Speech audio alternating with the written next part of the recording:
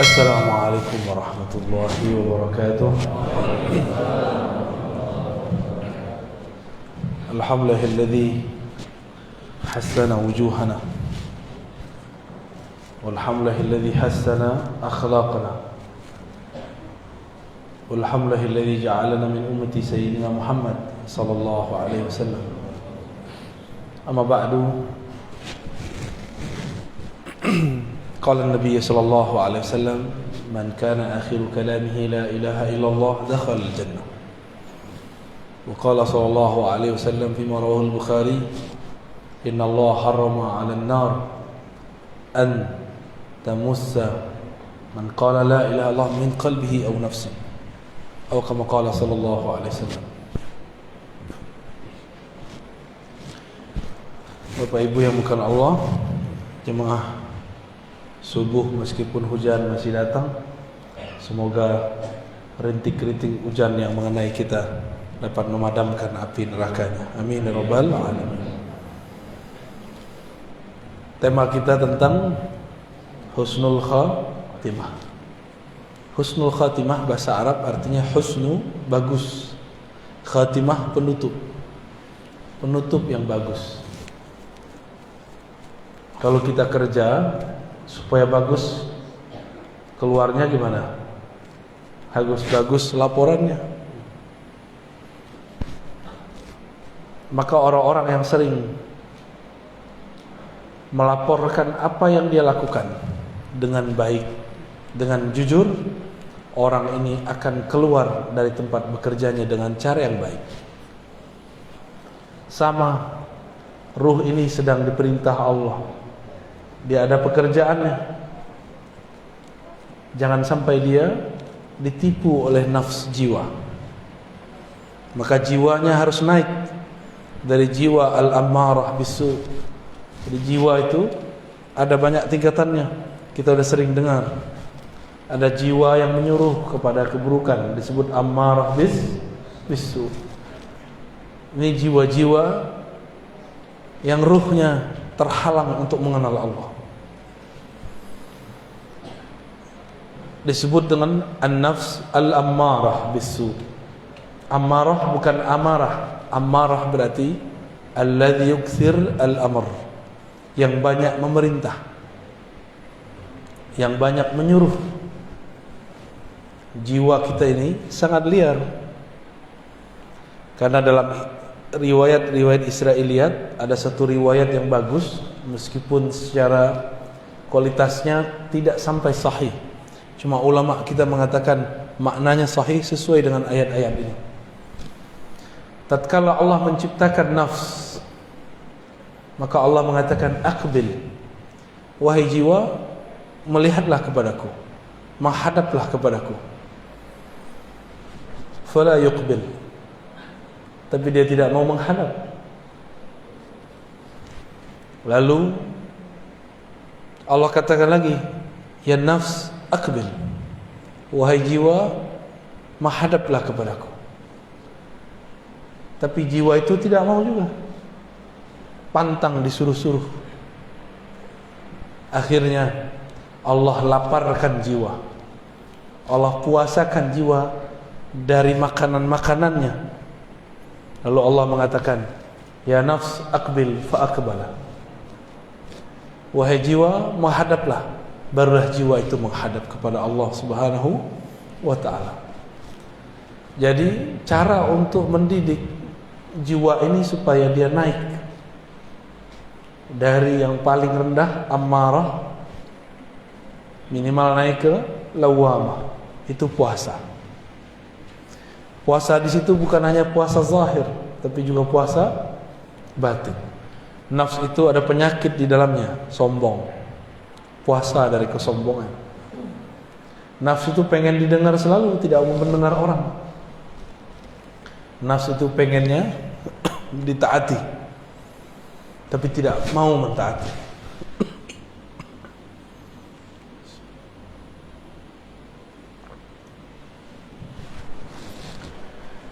Lalu nafs ini punya poros. Ada raja di dalam dirinya bernama qalbu. Jangan sampai nafs ini menjadi rajanya kolbu, tapi kolbu harus menjadi rajanya nafs. Bagaimana caranya? Karena kolbu ini tempat Allah memandang, maka lakukanlah seperti Allah pernah dulu melakukannya. Puasakanlah jiwa, puasakan dia dari memandang yang tidak benar, puasakan dia dari mengatakan hal-hal yang tidak benar. Maka jiwa nanti akan patuh kepada kolbu. Banyak-banyak puasa. Puasa zahir dari makan, minum, juga puasa batin. Nabi mengatakan, wa idza kana yaumu ahadikum, yaumu shaumi ahadikum falyakul wa idza kana, apabila yaumu shaumi ahadikum, ya, hari kalian berpuasa, lalu ada orang syatamahu aw qatalahu falyakul inni shaim. Ada orang ngajak dia berantem, katakan inni shaim, aku sedang berpuasa. Berarti puasa di hadis ini apa? Hadis Sahih Bukhari. Puasa emosi. Puasa emosi. Nabi itu sangat mengerti kondisi jiwa. Maka Nabi mengatakan, jika kamu marah dalam keadaan berdiri, duduklah. Jika dalam duduk marah, maka tidurlah.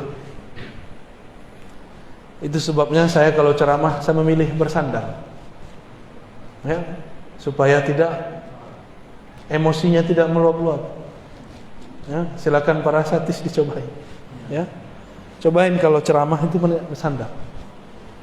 Maka kita nafsnya sudah disandarkan, tinggal yang bicara kolbunya, lidahnya dipinjam sebentar. Tapi kalau sudah begini, lain ceritanya. Gelarnya jadi keluar. Saya doktor, saya LC, lulusan apa tuh? Lulusan Ciputat. Lama Kairo. Ya, lama di Kairo. Itu istilah baru yang saya dapat di Medan.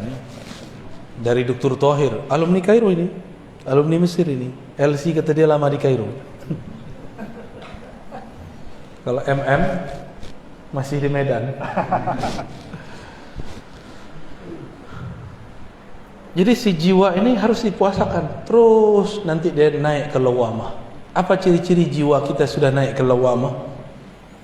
Kita suka menyesali perbuatan. Maka ahwal, kondisi yang terjadi pada orang yang sudah naik ini namanya muhasabah. Apa namanya? Suka menghisap dirinya, bukan menghisap orang lain. Suka menyalahkan dirinya, bukan menyalahkan orang lain. Lawamah itu dua, ada lawamatu ghairi, dia mencaci maki orang lain, itu setan. Setan itu dikeluarkan dari surga, yang disalahkan iblis, yang disalahkan Adam. Iblis keluar dari surga, yang disalahkan siapa? Nabi Adam. Lalu justru dia diusir karena dia tidak patuh kepada Allah. Ketika Nabi Adam pun juga diusir dari surga, beliau salahkan siapa? Dirinya sendiri.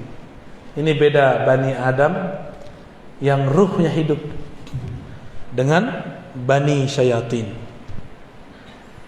Bani Syayatin ini bisa manusia, kan ada Syayatinul Jinni wal Ins, keturunan atau pengikut setan.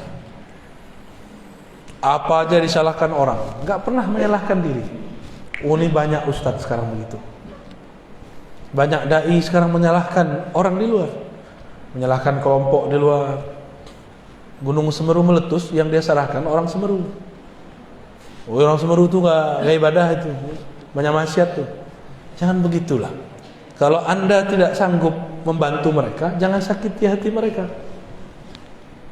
Sinabung dekat sini kan, oh di bawahnya banyak orang kafir. Kalau engkau tidak mau bantu, uskut, diam aja. Karena untuk membantu tidak mesti dia seorang muslim. Membantu seantara manusia dan manusia ini adalah hal yang wajib. Karena Nabi memahami ayat, Allah jadikan kamu berkabilah-kabilah, bersuku-suku, lita'arafu, supaya kamu berkenalan. Salah satu penyakit jiwa itu adalah merasa dirinya baik. Itu satu. Yang kedua, merasa sukunya terbaik. Hati-hati ya. Ini kita ini nggak tahu sebenarnya suku orang Medan ini banyak ya. Di Medan ada Melayu, ada Batak, ada Minang, ada Jawa, ada Mandailing. Itu masuk Batak ya? Batak sendiri masuk Batak ya? Kirain nggak mau disebut Batak ya.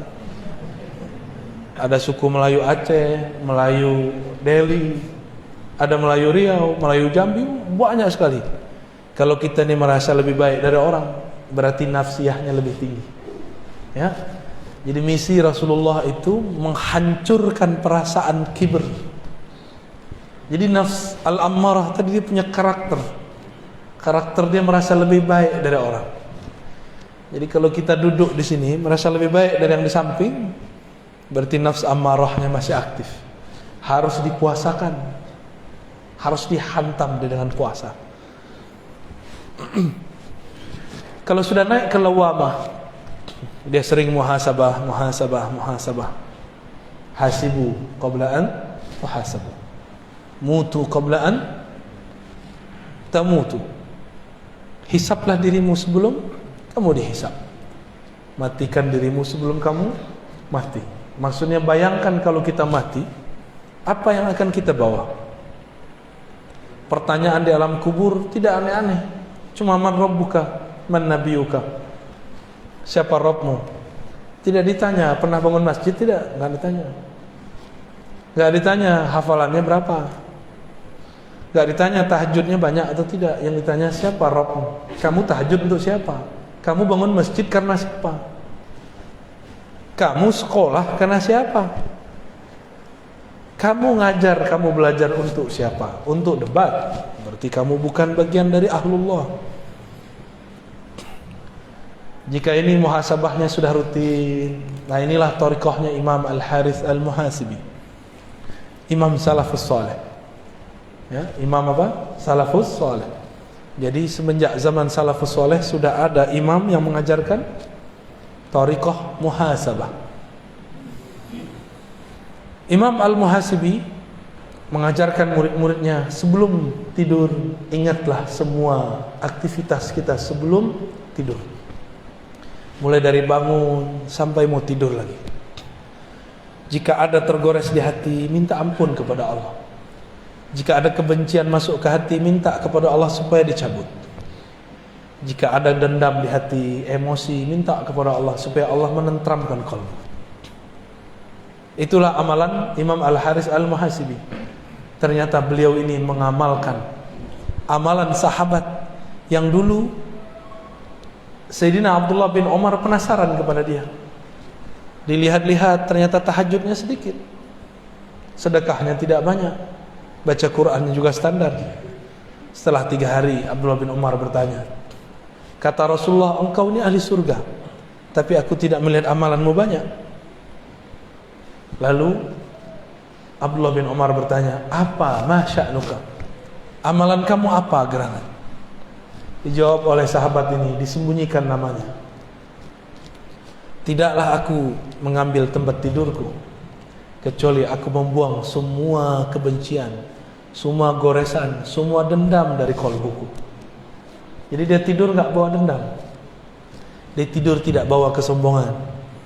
Dia tidur dalam kerendahan hati, kehinaan jiwa. Disitulah dia kemudian minta ampun kepada Allah. Baru dia mengatakan, Bismikallahumma ahya wa amut. Ya Allah, dengan namamu yang maha agung, aku hidup dan aku minta ditidurkan. Kalau ini sudah rutin, naik ke nafs al-mulhamah.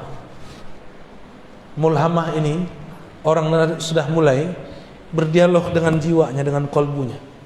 Nabi pernah bersabda, istafti qalbak, bangunlah dialog dirimu dengan dirimu. Istafti qalbak, hadis Tirmizi. Kita mau ngapa-ngapain, solat dulu, solat istikharah. Tanya kepada Allah, tanya ke dalam diri, karena Allah berbicara ke dalam diri kita. Ini istikharahnya cuma mau nikah ya, mau kerja nggak istikharah, mau berguru nggak istikharah. Lebih penting menikah atau berguru? Lebih penting menikah apa berguru? berguru. Menikah bisa cerai, berguru tidak boleh cerai. Sampai kiamat pun kalau bisa tidak bercerai. Tapi kalau nikah, nggak cerai hidup, cerai mati. Iddahnya 4 bulan 10 hari. Benar. Tapi cerai dengan guru, iddahnya sepanjang masa. Bahaya nggak? Ya? Maka berguru harus istikharah. Istikharah itu artinya istikharah, meminta agar Allah memilihkan. Allah makhtarli wa la tukhayyirli. Ya Allah, pilihkan untukku, jangan engkau membiarkan aku memilih untuk diriku sendiri. Sudah beristikharah mau cari guru? Belum ya? Kalau sama istri bisa tengkar, sama guru nggak boleh tengkar. Ya, sama pasangan bolehlah kita ngambek sebentar, sama guru ngambek sebentar, itu murid durhaka, berbahaya. Ya, istikharahlah. Nah, mulai bangun komunikasi dengan kolbu. Saya istikharah setiap kali mau ngajar. Jadi kalau tambah sering ngajar, saya tambah sering istikharah. Saya tanya, ya Allah, apa yang saya mau ajarkan? Tolong gerakkan lidah ini, pancarkan dari kolbu kami nurmu.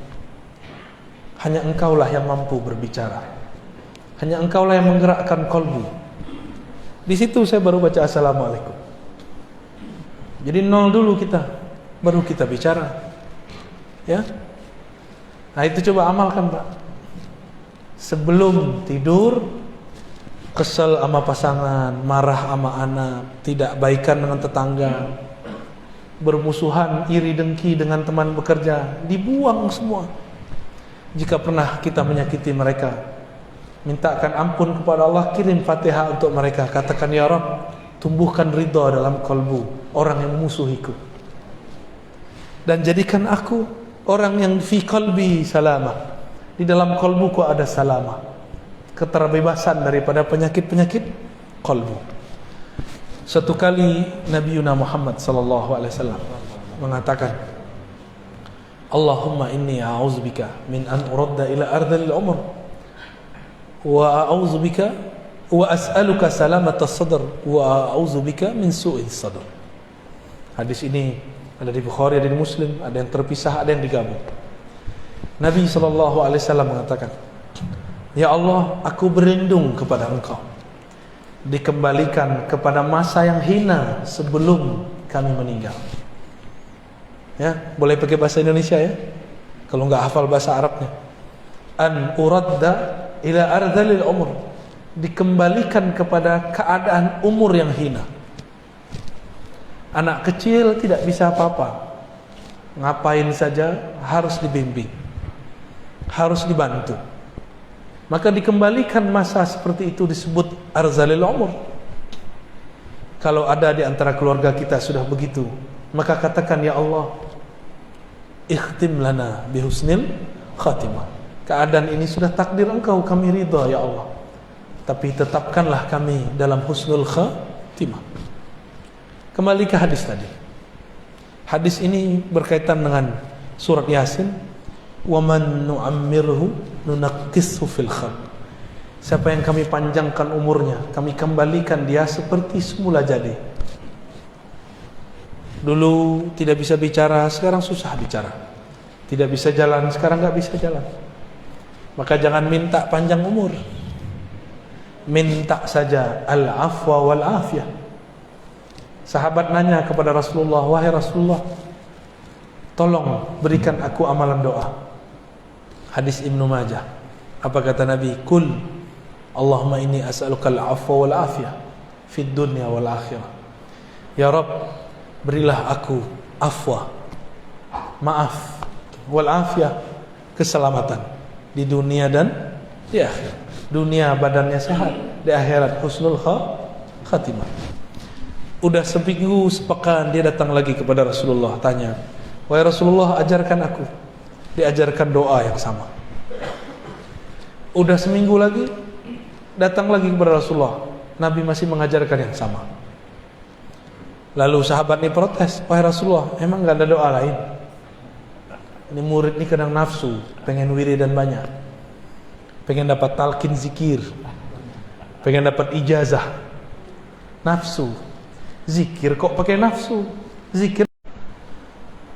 Akhirnya Nabi mengatakan, wahai sahabatku, adakah yang lebih sempurna daripada afwa dan afiyah? Bukankah afwa mencakup seluruh urusan duniamu, afiyah mencakup semua urusan akhiratmu? Orang tuh mikir. Jadi orang Arab aja kadang nggak paham. Selevel sahabat Nabi masih bertanya, apalagi kita. Orang-orang yang sudah sampai di level ini, dia mulai tahu penawar ketenangan kolbunya. Apa yang membuat kolbu gelisah? Kolbu ini kan diartikan qalb, sesuatu yang bergerak. Dia hanya bisa bergerak dengan tenang jika dia menyebut nama yang menggerakkan kolbunya. Siapa yang menggerakkan kita? Allah. Maka disebut di kolbunya Allah, Allah. Baru kolbunya tenang. Anak kecil mainannya ketinggalan, nangis gak? Oh, bisa pukul-pukul badannya, bisa guling-guling. Mainannya kolbu cuma satu, zikrullah, menyebut nama Allah.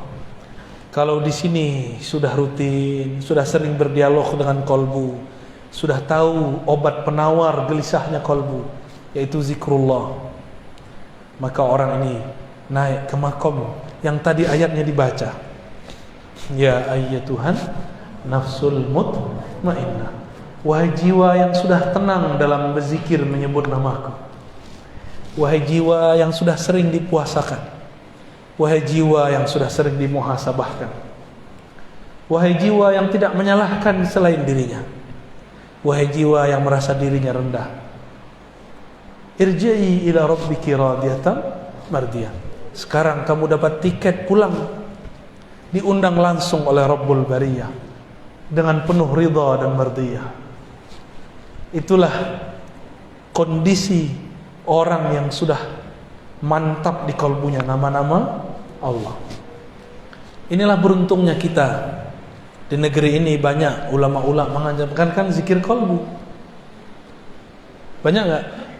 Banyak. Cuma setan tidak akan pernah diam. Dia nanti akan buat konspirasi. Kalau belajar zikir gila, kalau belajar ini, belajar itu, nanti enggak sholat. Itu biasa, itu setan.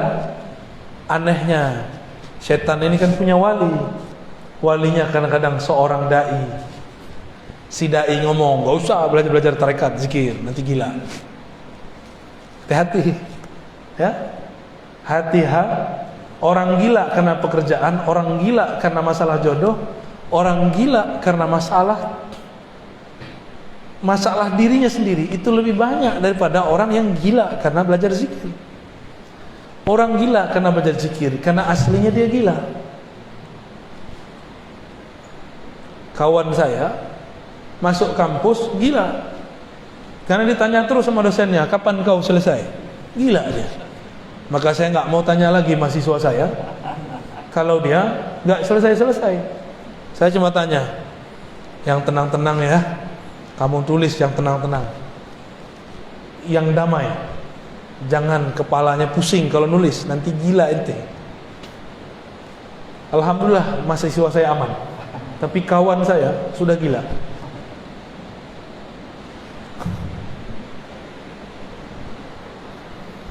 Udaranya sendu sekali ya, seperti suara saya. Sebenarnya saya nggak enak badan Pak, tapi karena janji harus ditepati, saya minta kepada Allah, ya Allah berikan saya kekuatan. Tapi nanti Jumat saya nggak kuat lagi, maka cuma 2 ini, pagi ini dan waktu duha, insya Allah. Nah, jadi kalau mau husnul khatimah, apa yang dilakukan? Jangan salahkan orang lain. Sering puasa, salahkan diri. Yang kedua, sering-sering muhasabah. Yang ketiga, sering ajak diri kita berdialog. Lalu belajar zikirlah kepada ahli zikir. Kalau sudah begitu, nanti dapat undangan. Jadi husnul khotimah itu undangan dari Allah. Irji'i ila rabbiki radiyatan mardiyyah. Allah yang undang. Maka saya tutup dengan hadis Nabi. Nabi mengatakan, man kana akhiru kamamihi la ilaha illallah, siapa yang akhir kalamnya la ilaha illallah, dakhalal jannah, pasti masuk surga. Ada anak muda nanya, tamatan lama di Kairo, LC juga. Apa kata dia? Buya, Nabi sebelum meninggal enggak baca la ilaha illallah, baca ummati ummati. Itu husnul khotimah apa su'ul khotimah? Ya salah. Itu yang nanya setan apa dia ya? Tapi bagus. Bagus itu pertanyaan. Kira-kira gimana Pak? Nabi sebelum meninggal enggak baca la ilaha illallah, baca apa? Ummati. As-salah, as-salah. Ittaqun nas, ittaqullah fil nisa. Ittaqullah fis salah. Itu apa? Itu cara menjaga la ilaha illallah. Nabi itu, dia dan Allah sangat dekat. Kalau sudah dekat tidak perlu sebut menyebut. Saya dengan Dr. Thohir, karena sekarang jaraknya cuma 1 jengkal, nggak perlu saya bilang Dr. Thohir tuh orangnya. Saya nggak ngomong begitu, karena dia udah di samping. Tapi kalau orangnya di luar, saya omongin si dokter tuh yang lama di Kairo. Saya ngomong begitu. Tapi kalau orangnya di samping perlu nggak? Dulu kalau kita cinta seseorang, kalau belum ketemu kita sering sebut namanya, cari-cari nama dia di Facebook, cari-cari nama dia di Google, cari-cari nama dia di sosial media, cari-cari nama dia di kalangan teman-temannya, kirim-kirim salam. Benar? Mirip-mirip begitulah. Orang kalau sudah cinta sering-sering sebut nama. Kalau sudah menikah masih begitu nggak? Enggak. Ya, nggak perlu lagi sebut-sebut nama. Yang punya nama sudah bersama saya. Kalau orang sudah dekat kepada Allah, zikirnya bukan lagi menyebut, zikirnya memandang. Zikirnya dipandang oleh Allah Subhanahu wa ta'ala. Lebih kurang itu ya. Ada pertanyaan tak? Assalamualaikum warahmatullahi wabarakatuh. Alhamdulillah, semoga mulia dan alhamdulillah seluruh Allah. Pertanyaan, bagaimana mensinkronkan hati, mulut dan pikiran serta pandangan sangat gampang diucapkan tapi sulit dilakukan. Terima kasih. Man la yara muflihan la yuflih abadan. Begitu kata Imam As-Surawardi. Siapa yang tidak punya contoh orang baik tidak akan pernah baik. Siapa yang tidak pernah melihat orang sukses tidak akan pernah belajar kesuksesan. Siapa yang tidak bermursyid, maka lisan, kolbu dan ruhnya tidak akan sejalan. Maka carilah mursyid. Nanti mursyid itu bimbing kita supaya lisan, pikiran, kolbu, ruh ini sejalan. Guru. Kenapa anak kecil tidak bisa fokus? Karena tidak ada gurunya. Kalau ada gurunya bisa fokus gak? Bapak ibu ini yang sekarang bisa fokus, dulu waktu kecil sholat juga nyikut-nyikut kawan. Bahkan saya lihat nih, sikutnya ada tandanya tuh ya. Dulu pernah giniin temannya tuh, dan jatuhnya satu deret. Ya, betul ya. Maka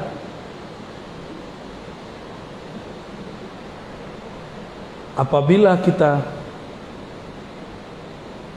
hendak menyelaraskan zahir dengan batin, carilah guru yang mengerti zahir dan batin. Kalau ingin sesuai zahir dan batin, jangan berguru hanya kepada ahli fikih. Ahli fikih kebanyakan tahu cuma sunnah bid'ah, halal haram, sah dan batal. Ahli akidah taunya benar dan salah. Ahli tasawuf, ahli kolbu taunya mana yang terbaik, mana yang kurang baik. Nah, cari guru ini. Semua amalan itu bagus, tapi yang mengerti amalan ini untuk apa, itu ahli kolbu. Dokter tahu obat nih semuanya bagus. Tapi kalau kita sakit, apakah semua obat dikasih? Enggak, keracunan nanti, gagal ginjal nanti. Maka mursyid yang dapat ijazah dari gurunya, dididik oleh gurunya, dia tahu cara mengatur obat zikir untuk kalbu. Jadi carilah mursyid, ya. Sudah seumur begini kok nggak punya mursyid juga, ya. Carilah, di Medan ini banyak ahli-ahli zikir, ya. Allahumma sholli ala Muhammad. Jadi ya, yang kita berpikir di alam muda kita, saya ingin hijrah. Apa yang pertama kali yang saya mau hijrah? Ingat-ingat kalam Sayyidina Ibrahim, inni muhajirun ila Rabbi. Aku hijrah kepada Allah, bukan hijrah ke NU, Muhammadiyah, Salafi, Jemaah Tabligh, bukan. Enggak ada hijrah begitu, itu bid'ah itu. Hijrah itu kepada Allah. Faman kanat hijratuhu ila Allah wa rasulih. Hadis sahih Bukhari Muslim. Siapa yang hijrahnya kepada Allah, kepada Rasulullah, fa hijratuhu ila ma hajara, fa hijratuhu ila Allah wa rasulih. Maka Allah sampaikan dia kepada niatnya. Jadi berhijrah itu bukan bercelana jingkrang. Berhijrah itu bukan berarti tadi tidak berjenggot, sekarang berjenggot. Berhijrah itu tadi kolbunya ditawan oleh dunia, sekarang kolbunya dipenuhi nama pemilik dunia, Allah Subhanahu wa ta'ala. Itu hijrah. Maka hijrahmu adalah gurumu. Ini pentingnya berguru. Kamu berhijrah tergantung gurumu. Jika gurumu hijrahnya benar, pasti hijrahmu benar. Maka hati-hati dalam berhijrah. Jangan gagal fokus, nanti hijrah urusan celana. Hijrah urusan yasinan, tahlilan. Itu bukan hijrah, itu namanya khilafiyah. Ya, tahu khilafiyah? Sesuatu yang diperdebatkan ulama. Jadi yang pertama harus dilakukan, niatkan hijrah, berpindah dari kegelapan kepada cahaya Allah. Dan Imam Al-Qushairi mengatakan dalam Ar-Risalah Qushairiyah, orang yang hendak beruzlah, berhijrah, hendaklah dia memandang dirinya lah yang merusak orang. Ketika dia berhijrah, beruzlah, dia tidak memandang orang lain itu merusak dia, tapi dialah yang merusak orang lain. Maka dia berhijrah, beruzlah karena dia mengatakan, ya Rabb, maafkan aku, adanya aku pada mereka membuat mereka rusak. Itulah yang disebut mutawadhi. Ini hijrahnya benar, nggak nyalahin. Ada yang musisi hijrah, yang dia salahkan musik. Lah apa bedanya ente dengan iblis? Iblis tuh nyalahin Nabi Adam, lebih parah nih musik yang disalahin. Hijrah aja. Musik kalau nggak dipetik juga nggak bunyi, nggak diketuk juga nggak ada suaranya. Berarti masalah musik itu masalah siapa? Masalah dia. Itu musik kalau bisa bicara dia protes kepada Allah Subhanahu wa ta'ala. Ada orang hijrah, tengkar dengan suaminya, tengkar dengan istrinya, dan itu bukan hanya di Indonesia. Itu ada di Mesir, ya. Syekh Said Mamduh, ya. Antum zurtum, ya? La ma tazur. Syekh Said Mamduh ahli hadis di Mesir, murid Syekh Yasin, murid Sidi Al-Ghumari, itu menulis kitab tentang ahkamul kubur. Di muqaddimahnya dicerita, cuma karena satunya salah hijrah, si istri minta ditalak, lalu siap dipoligami. Masalah poligami masalah lain. Si istri kerja di satu tempat, suaminya kerja di bank. Apa kata dia? Kau ni pezina, sama dengan menzinai ibumu 70 kali. Maka dia minta cerai. Dan itu tidak satu dua orang, sudah banyak orang. Di Mesir Syekh Said Mamduh cerita, di kalangan kita juga banyak sekali, ya. Ternyata perempuan ini kalau salah hijrah lebih galak dari laki-laki. Ya, hati-hati hijrahnya ya, ibu-ibu ya. Ada yang perempuan nih, jangan salah berguru. Hijrah karena Allah. Jika hijrahnya karena Allah, maka kita akan dibimbing Walaupun nyerempet-nyerempet sesat dikit, nanti Allah selamatkan. Saya ini juga dulu hijrah. Kata saya, ternyata hijrah dulu, celana saya jingkrangkan, jenggot saya panjangkan. Saya katakan, aku anak hijrah, aku ikhwan. Ya iyalah, kamu bukan akhwat. Salah faham. Anak hijrah itu mabit malam minggu, nggak mesti. Hijrah itu berpindahnya kalbunya dari kiblat dunia lalu berkiblat kepada pemilik dunia. Nanti masalah celana tergantung kamu celana jingkrang karena Allah atau karena kamu mengaku ikut aliran tertentu. Kamu panjangkan jenggot karena kamu merasa kamu aswaja, ahlus sunnah, karena kamu merasa dirimu salafi, jamaah tabligh, NU, Muhammadiyah, Wasliyah, atau karena engkau ingin ikut kekasih Allah. Beda-beda tipis. Kalau benar-benar mau ikut kekasih Allah, kita pakai serban tiap hari. Ya. Kita enggak pakai celana, Pak. Celana itu bid'ah itu. Ya. Rasulullah la yalbas as-sarawil abadan. Enggak pernah pakai celana sama sekali. Kecuali di dalam sarungnya. Ya. Jadi niatnya harus diluruskan, lalu cari guru yang sanadnya bersambung kepada Rasulullah. Nanti lewat sanad silsilah guru itu kita dihubungkan dengan Rasulullah sallallahu alaihi wasallam. Fa hijratuhu ilallah wa rasulih. Hijrahnya disampaikan, diusulkan kepada Allah dan Rasulnya. Amin ya rabbal alamin. Baik, ini karena Ramadan sebentar lagi, yang mana yang harus kami lakukan? Sholat tarawih 11 rakaat atau 1 rakaat? Sebenarnya nggak sholat tarawih, nggak apa-apa juga. Yang penting sholat isya, ya. Yang hampir wajib itu sholat witir. Tapi kalau mau debat-debat, tidak ketemu kita. Sahabat Nabi meriwayatkan dari Nabi sholat tarawih 11. Yang ada riwayat Sayyidatuna Aisyah, Maimunah, Ummu Salamah, Nabi sholat witir 11. Jadi 11 itu bukan sholat tarawih, tapi sholat witir. Tapi karena umat ini menguasai ustadz, umat diikuti ustadz, bukan ustadz diikuti umat. Pengurus masjid kurang adab. Apa kata pengurus masjid? Oh jamaah, ustadz di samping dia. Kita pilih 11 atau 20. Jamaah bilang apa? 11, pemaleh, ya, pemalas. Kasulun. Kalau tanya ke ustaz gimana? Kalau tanya ke ustaz, jawabannya 3 tadi.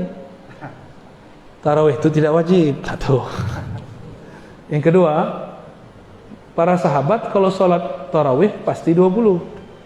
Riwayatnya sampai sekarang terbukti secara fi'liyah, secara perbuatan masih dilakukan secara mutawatir. Mutawatir ini dilakukan banyak lebih dari 10 orang setiap masa, setiap puasa. Mekah, Madinah sampai hari ini masih 20. Itu amalan Sayyidina Umar, Sayyidina Ubay, Sayyidina Ali. Di masa Imam Malik, Madinah ditambahkan 36. Tapi sekarang balik lagi menjadi 20. Jadi enggak ada debat 11. 11 itu hadisnya apa? Fi Ramadan wa fi ghairihi. Hadis Imam Bukhari Muslim. Dalam Ramadan dan selain Ramadan, Nabi tidak pernah sholat melebihi 11 rakaat. Itu sholat tarawih. Sholat apa? Witir. Pintar. Berarti fokusnya bagus. Itu sholat apa? Buka aja kitabnya Imam Muslim. Itu hadis sholat witir, bukan hadis sholat tarawih. Katanya ikut Sahih Bukhari, katanya ikut Sahih Muslim, nggak mau ikut Imam Syafi'i, nggak apa-apa, buka kitabnya. Ya. Di situ babnya sholatul witr atau sholatul lail. Kalau di bulan puasa ada tarawih, ada witir. Di bulan puasa kita maklum, di luar puasa ada nggak tarawih? Hadisnya mengatakan di dalam puasa dan di luar puasa. Berarti hadisnya tentang sholat tarawih apa witir? Berarti kalau ada orang memakai hadis ini untuk dalil sholat tarawih, dia salah faham. Karena tidak ada ulama mu'tamad yang menggunakannya untuk hadis sholat tarawih. Karena tidak ada tarawih di luar bulan puasa. Bukalah pikiran, ya. Hadisnya ngomong begitu. Jadi saran saya, kalau ikut ulama dari masa ke masa mutawatir dari Mekah Madinah, giliran apa ikut Madinah, giliran sholatnya nggak mau Madinah, ya suka-suka aja. Sholat pakai nafsu. Ustaz, katanya kalau sholat tarawih 20 itu buru-buru. Jangan buru-buru. Yang buru-buru kan salah sendiri. Lebih baik 11 tapi pelan-pelan. Enggak begitu. Lebih baik 11 tapi tenang. Ya. 11 tapi tenang. Kenapa enggak perlu panjang-panjang? Karena Nabi mengatakan, "Idza kana ahadukum ya ummu 'alan nas." Ya. Jika seseorang kamu mengimami manusia, falyukhaffif, maka ringankan. Ulama kita kemudian rumuskan yang ringan tuh pakai alhaakumut takatsur. Ya enggak? Alhaakumut takatsur. Apa? Semoga cepat datang ke kasur. Gitu ya. Saya mau tanya, pengurus masjid ikut umat jamaah atau ikut ustaz? Ikut ulama atau ikut jamaah? Yang benar ikut siapa? Kalau kita mau beramal, apa kata jamaah atau apa kata ulama? Loh, saya punya ulama sendiri, kan kita sudah jelaskan, itu keliru. Yang menggunakan dalil 11 rakaat. Tapi kalau saya sholat 10 rakaatnya tarawih boleh nggak? Boleh juga. Cuma nggak mengikuti salafus soleh. Salafus soleh kalau mereka sholat tarawih ya 20, giliran banyak aja nggak mau ikut salafus soleh, ya. Salafnya nggak tahu salaf yang mana, ya. Jadi yang benar-benar ikut salaf itu ya orang yang sholat tarawih 20, ya. Pelajari modelnya, ya. Setiap 4 rakaat itu kan diisi sholawat, ya. Supaya yastarih, daripada diam-diam nggak jelas buka-buka handphone, mending sholawat. Udah 4 rakaat lagi, sholawat lagi. Udah 4 rakaat lagi, sholawat lagi. Begitulah terus. Itu indah, ya. Mengikuti sunnah Rasulullah Sallallahu Alaihi Wasallam. Ya. Mungkin itu yang terakhir kepada Bapak Ibu, kami tidak bisa pada soal semua. Yang mungkin kemudian kita yang akan ada nanti mungkin itu yang apakah ada ruh yang bertayang yang asing? Ada kuntilanak. Ruh gentayangan itu makna sahihnya bukan jadi hantu. Yang jadi hantu itu jin atau korin, mirip dengan orang yang meninggal. Korin ya namanya. Korin ini cuma 2 korin yang diislamkan, korinnya Nabi sama korin Imam Mahdi. Dan hanya Imam Mahdi dan Nabi Muhammad yang bisa membereskan itu semua. Atau Al-Ghaus, wali-wali yang sampai puncak, itu bisa mengislamkan qarin. Makanya jika ada datang muncul sosok Syekh Abdul Qadir, Syekh Naqsyabandi, Syekh Idrisi, itu belum tentu beliau. Siapa tahu qarinnya, kan qarin dia belum Islam, ya. Qarinnya bisa jadi banyak. Ada yang Islam murtad lagi, ada juga. Dia dikuasai oleh setan. Maka si qarin ini akan menyesatkan orang yang halu, yang suka mengikuti khayalan.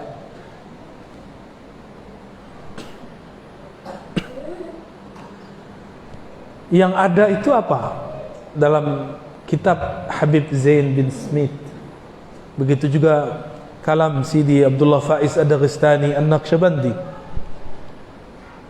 Mereka sepakat mengatakan siapa yang tidak sempurna suluknya, ma'rifatnya di dunia, maka dia akan mencari guru menyempurnakannya di alam kubur. Yang enggak sempurna dalam kubur, dia mencari kesempurnaan di padang mahsyar. Makanya orang-orang mencari syafaat Rasulullah, itu pengen sempurna. Mumpung badan masih ada hayatnya, cari guru ma'rifat sebelum terjadi nyawa merenggang dari badan. Ya. Nah, roh ini berpindah-pindah dia cari. Kadang dia datang ke orang tertentu. Kalau orangnya bukan wali Allah, dia datang ke mimpinya. Kalau dia kolbunya bening, maka mimpinya benar. Maka mimpi ketemu orang-orang yang sudah wafat itu rata-rata benar. Tapi kalau lagi halu, bisa benar bisa tidak, ya. Jadi tidak ada arwah dalam artian orang mati gentayangan kepada orang hidup. Yang ada korinnya gentayangan, ya. Kita ini Allah jadikan khalifah di bumi. Khalifah itu pemimpin, nggak boleh takut kepada jin, nggak boleh takut kepada setan, tapi nggak boleh juga sombong, ya. Jadi nggak usah takut sama hantu. Hantu ada, tapi itu jin. Tapi tidak ada namanya arwah gentayangan jadi hantu. Yang ada arwah itu mencari kesempurnaannya. Dia nggak butuh lagi kita. Ya, cukup ya. Sudah agak terang. Doanya pakai Al-Fatihah aja ya. Semoga semua yang hadir, termasuk kami Al-Faqir, Allah tutup umur ini dengan husnul khatimah. Jika Allah panjangkan, semoga dipanjangkan dalam afwa wal afiyah. Jika Allah matikan, semoga Allah matikan dalam husnul khatimah. Apapun takdirnya, corona tidak corona, sakit tidak sakit, tabrak atau tidak ditabrak, jatuh tidak jatuh, semuanya takdir Allah. Kita hanya perlu ridha. Maka kita minta, raditu billahi rabba, ya Rabb, berikan aku keridhaan dalam qalbuku. Ala hazinni wa likulli niyatin salihah wal ghayat. Al-Fatihah.